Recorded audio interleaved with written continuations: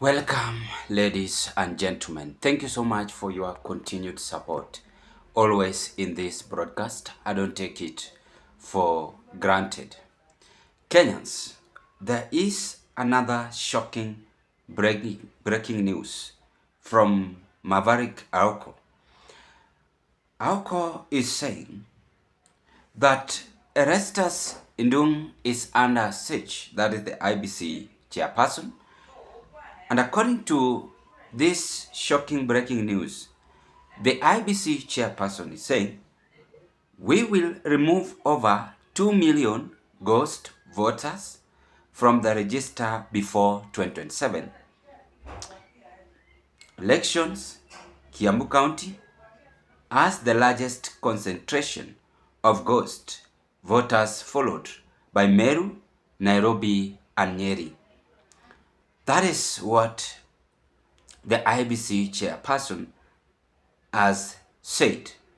I don't know if it is edited, but the truth of the matter is that where there is a smoke, there must be fire. We want to dig deep into this. Why are they having interest to produce ghost voters before 2027? I told you that the people who are panicking mostly are the UDA allies. And the reason is because they have seen how Kenyans are turning out in large numbers and rejecting this administration. Before I carry on, ladies and gentlemen, if you are first time viewer watching me in this broadcast, I request you kindly do me a favor, take a 1 second, click that notification bell and subscribe to our YouTube channel. Like my video, share my videos to your friends, family and relatives. For those of you who have subscribed, I want to say thank you so much for such a great support. Now, we are approaching 2027 with several political movements. The side of opposition are having it in their mind that they're gonna win this election. That is the truth of the matter. If they work well, they're gonna win this election. But on the side of the government, they are saying they are not ready to pamper anyone, but ready to reinstate the current head of state.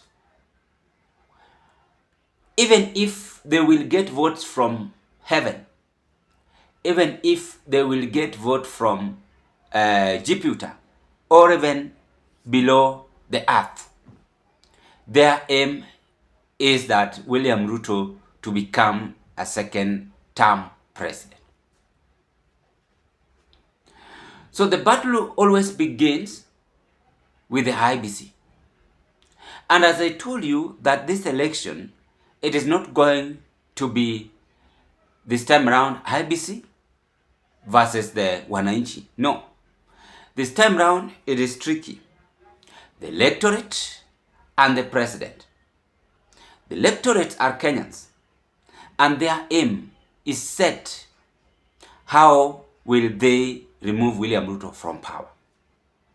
It's when they will come back to other leaders, the MCS, the MPs, the governors. So this battle is not yet over.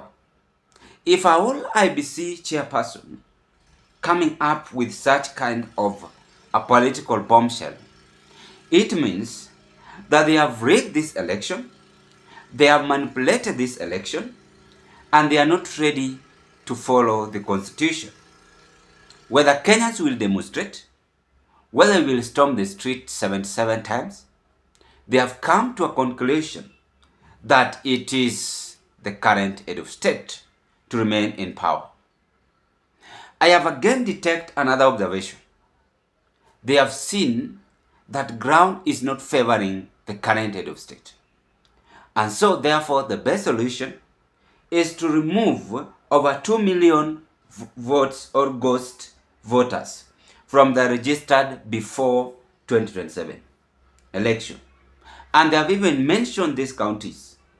We have Kiambu County as the largest concentration of ghost voters, then followed by Meru, then Nairobi and Nyeri. So Mount Kenya's people, should bear this in mind. Even if you will vote against William Ruto, you have been already stolen. 2 million ghost voters has gone to William Ruto. Remember, you always have 4 million, roughly 6. In fact, it is more. So they have taken almost 3/4 of your votes.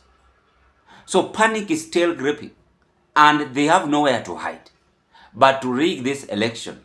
And Erastus, the IEBC chairman, has exposed this to the public, how they have done it and how they will still do it. The fact remains, I suspect that the election of 2022 is going to be manipulated to favor the same William Ruto. The way they did it is the same spirit they're gonna do it in 2027. So this time around, they are not afraid of Kenyans, but coming out and telling them, we are going to manipulate ghost voters, whether you like it or not. So these people are heartless. This is the message I can give you. They don't follow constitution. If someone can wake up and build a church in his state house, where there is a public land, then he's saying he will build with his own money. Where do you want this person to go to? It means that this person is here to stay. Even 30 years, even 50 years, he will stay. And I'm telling you this, I'm trying to predict, even those who are saying 2032 he will vie for presidency, put your eyes and save this video. The moment this person who has said they will rig election, Erastus Ndu, will declare William Ruto as a president winner 2027, that will mark the end of constitutional right. That will mark the end. No one is going to be spared. No one is going to be spared because they are greedy for power. They don't think of anything but to remain in power. That is my conclusion. What a sad news and a shocking news breaking. I wasn't expecting. That is what Maverick Aoko has exposed from her page. Ladies and gentlemen, what are your conclusions? I rest my case at this point, and thank you so much. Bye-bye.